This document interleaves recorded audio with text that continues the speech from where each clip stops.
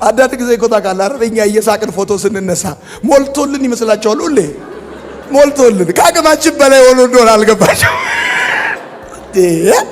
እንደዚህ ሱፍ ለብሰን ስታዩን ሞልቶልን መሰላችሁ እንጂ የሥራ ልብስ ነው፣ ቱታ ነው። ብራዘር መካኒክ ብንሆን የምናደርገው ቱታ በለው። በቃ ምን ሆነ ነው አቅመሳቅ ከአቅማችን በላይ። አንድ ጊዜ የሆኑ ቸርቾች ምስጋና ፕሮግራም እንድታገለግል እንፈልጋለን ብሎ ጋበዙኝ። ምን ላይ ነው ምስጋናው አልኳቸው። 3 ሚሊዮን ብር ተበድረን ከፍለን 3 በሬ ያርደናል አሉኝ። በእርግጥ ፈተና ለሁለት ይከፈላል። ሌሎች የሚያመጡብንና እኛ ራሳችን ሄደን የምናመጣው። እቺን ብናገር ደስ ይለኛል። እኛ ራሳችን የምናመጣው ፈተና አለ። በገዛ እጃችን ኢንተርኔት ሆነ አድርገን ሃይ ብለን ሐዋሪው ብለን አፋይን ታንኪዩ ብለን እንዲሁ የምናመጣው ፈተና አለ። ይጉድ ሚጉድ ብለን ከዛ ጉድ በጉድ እጄን ጣቴን በቆረጠው እስክንል ድረስ። በነገራችን ላይ በፈተና ውስጥ ብዙ ጊዜ ሰዎችን ትከስራላችሁ፣ እግዚአብሔርን ታተርፋላችሁ።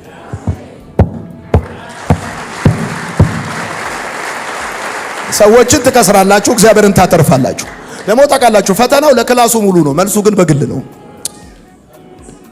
መልሱ በግል ነው። እሺ ፈተናው ለሁሉ ነው፣ መልሱ ግን በግል ነው። ለምሳሌ እንደ ቤተሰብ ትፈተናለህ ማለት እንደ ቤተሰብ ትመልሳለህ ማለት አይደለም። ዋይፍ፣ ልጆች፣ አንተ ባል ምናምን ትፈተናላችሁ፣ መልሱ ግን በግል ነው። ተጠንቀቅ። ግልጽ ነው ማወራው። እንደ ቤተሰብ ተፈተና እንደ ቤተሰብ እንመልሳለን አይባልም። እንደ ሀገር እንፈተናለን። ጥያቄ በጅምላ ነው፣ መልስ በችርቻሮ። ምን ነው ምንም እና ያለ ችግር እና ያለ ፈተና መኖር አይደለም ወዳጆቼ። ስለ ፈተና አንድ ነገር ልጨምርላችሁና ወደ ሐሳቤ ልመለስ። ለምሳሌ ይሁን እኔ ወደ ሆነ ሀገር ስትሄዱ ልብሳችሁን በሻንጣ አጣጥፋችሁ በሻንጣ ውስጥ ከታችሁት እንደዚህ ቀብታ አረጉትና እየገፋችሁ እኮ ነው የምትሄዱት። አቤት ፎሎሚ ውስጥ ከታችሁ ግፍት ግፍት እያረጋችሁ ልብሳችሁ እንደ እንጨት ቢደርቅ አስባችሁታል? እንዴት ለመያዝ አይመችም።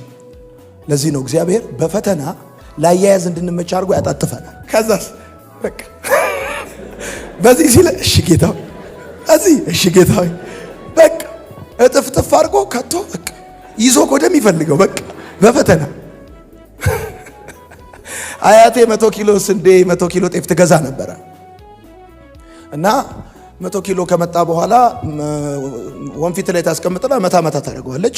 ከ100 ኪሎ 90 ኪሎ ይገባል፣ 95 ኪሎ ይገባል። በፈተናም እንደዛ ነው። እግዚአብሔር መታ ያደርጋል፣ እነቁንን ይወርዳል። ሃምብልቶና ሁለቴ መታ ሲያደርግ በቃ ማንንም አልሰማም ስትል የነበርክ ሰውዬ መላእክት ይጠሩኝ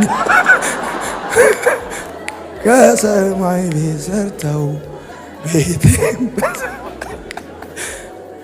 ማንንም የማይሰማ ሰውዬ መልአክ መስማት ይጀምራል። ይታይ አሁን ሚካኤል ሲያወራው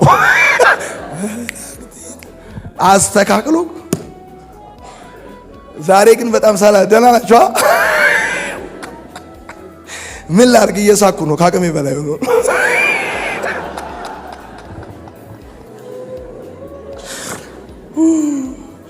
ይሄ ዋይፍ አለች ሚስቴ እኮ ከኔ ጋር እኮ ብዙ ታምር እኮ። አንቺ እኮ 2 አክሊል የምትወስጂው ጌታ፣ ለኔ 1 ከተሰጠኝ አንቺ 2 የምትወስጂው ጌታ።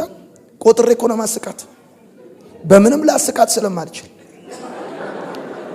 ሰልፍ በሰልፍ የሆንኩ ሰውዬ ስለሆንኩ እኔ መሳቅ ስለማትችል እቺ ልጅ ለመሳቅ 1 2 3 ብዬ ሳቂ ስላት አይታይ ብላ ትስቃለች።